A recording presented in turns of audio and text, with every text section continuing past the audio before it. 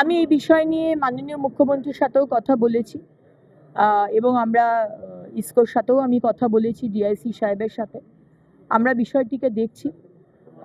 Encroachment তো কোনোভাবেই এটা অ্যাকসেপ্ট করা যাবে না, কারণ এনক্রোচ হতে হতে হতে রাস্তা মানে ফুটপাত দখল হয়ে গেছে, সরকারি জমি দখল হয়ে গেছে, প্রাইভেট জমি দখল হয়ে গেছে, এখন রাস্তাও দখল হয়ে যাচ্ছে, পুকুর দখল হয়ে গেছে, জলা জমি বুঝে গেছে। সুতরাং এনক্রোচমেন্টের ওপর আমাদের সরকারের পলিসি যে অবশ্যই সময় দেওয়া হবে এবং সরকারের যে নর্মস সেই নর্মস ফলো করে যদি রেকটিফাই করে নেওয়া যায়, রিফর্ম করে নেওয়া যায়, তাহলে আপনাকে সুযোগ দেওয়া হবে। আর যদি অন্য জায়গায় রিলোকেট করার যদি সুযোগ থাকে তাহলে অবশ্যই সেটা দেখতে হবে, কারণ মাননীয় মুখ্যমন্ত্রী প্রথম দিন থেকে বলে এসেছেন যে কারোর গরিবের পেটে লাথি মারা যাবে না।